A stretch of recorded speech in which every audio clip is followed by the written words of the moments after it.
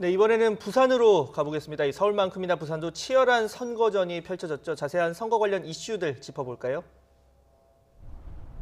네, 백준규 기자와 함께 지난 시간에 이어서 부산시장 선거 관련해서 짚어드리겠습니다. 민주당 김영춘, 국민의힘 박형준 후보에 대한 의혹에 대해서 이번 시간에 살펴볼 텐데요. 선거 때마다 매번 비슷했지만 이번에는 특히 그 정책 검증보다는 의혹을 제기하는 데 많이 집중이 돼 있었습니다. 네, 백 기자, 국민의힘 박형준 후보에 대해서 민주당이 주로 제기하는 의혹들이 어떤 게 있습니까?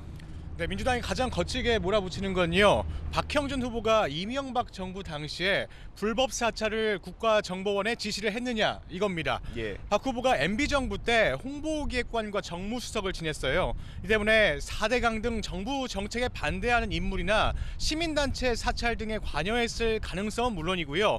국정원 사찰 문건을 따로 보고받았을 가능성이 크다고 강조하고 있습니다. 예. 또 다른 문제죠. 부산의 초고층 아파트 LCT 특혜 분양 의혹입니다. 저희 지금 뒤로도 LCT가 사실 보이고 있어요. 네.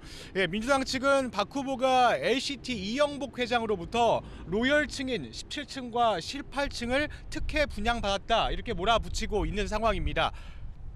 네, 박형준 후보는 LCT 말고 또 다른 부동산 투기 의혹도 있고, 그리고 국회 사무총장 시절에 국회 조형물을 들여오면서 네. 작가를 선정하는 데 관여했다, 이런 의혹도 받고 있죠. 네, 그렇습니다. 민주당이 제기하는 의혹들인데요. 예. 간단히 말씀드리면요. 박 후보 가족이 기장군에 있는 땅을 소유하고 있다고 해요. 근데 이 기장군 땅을 재산 신고를 했습니다. 그런데 여기에 미등기 건물이 들어선 것이 최근에 밝혀지면서 논란이 있었고요.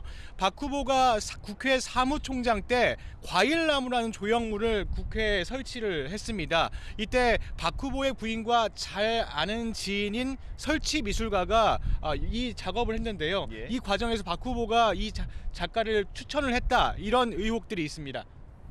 네, 박 후보가 이 모든 의혹들에 대해서 흑색 선전이다, 마타도에 불과하다, 이렇게 일축했는데 그 해명들이 납득할 만합니까? 네, 박 후보가 마지막 TV 토론회에서 자신에게 제기된 의혹들에 대해서 일부 해명을 내놨는데요. 예. 직접 한번 들어보시겠습니다. 이영복 씨가 로비용으로 혹은 특혜에 대한 어떤 보온용으로 만들어 놓은 그런 물건들이 아니냐 하면서 호수를 이야기를 하면서 박 후보 가족이 살고 계시는 그 호수까지도 검역을 해서 사기를 쳐갖고 지금 3년간 실형을 살고 나온 사람을 회유를 해갖고 있지도 않은 사실을 그렇게 공표하게 하고 그걸 또 빌미로 해서 공격을 하고, 화랑이나 미술관을 빙자해서 신종 부동산 투자를 하는 거 아니냐. 그 나쁜 말로 하면 투기가 되는 거죠. 그렇게 바라볼 수도 있는 겁니다. 독지가들을 다 모아서 함께 땅을 구매해서 전부 공익재단을 만들기 위한 준비를 하고, 이런 땅 투기도 있습니까?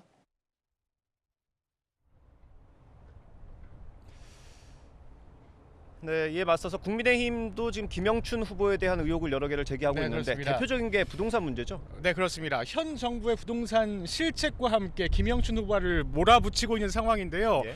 먼저 김영춘 후보가 임대차 3법이 시행되기 전에 서울 광장동에 있는 아파트라고 합니다. 이 아파트 전셋값을 대폭 올렸다는 의혹인데요. 예. 또 하나는 김 후보의 형의 땅입니다. 이 형의 땅의 매매 과정에서 특혜가 있었다는 의혹인데요. 네. 국민의힘은 지난 총선 당시에 김 후보가 형에게 땅을 부산 진구에 매매하라고 시켰고, 당시 김 후보의 측근인 민주당 소속 구청장이 취임하자마자 이를 사들여서 토지가 거래됐다고 주장하고 있는 상황입니다.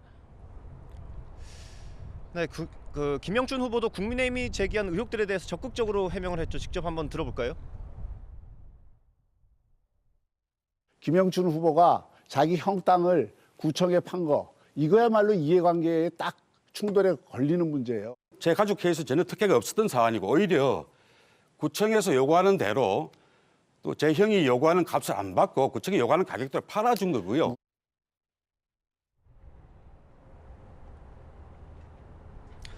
예, 선거는 오늘 마무리되겠지만 이런 의혹들에 대한 고소 고발이 앞서 있었던 만큼 진통은 당분간 계속될 것 같습니다. 이번 시간 이 정도로 마무리하고요. 다음 시간에는 부산 시민들의 민심 알아보도록 하겠습니다. 서울 나와주십시오. 네, 지금까지 서울과 부산에 마련한 현장 스튜디오 연결해서 이번 선거 관련 여러 가지 소식들 짚어봤습니다. 네 분 수고하셨습니다.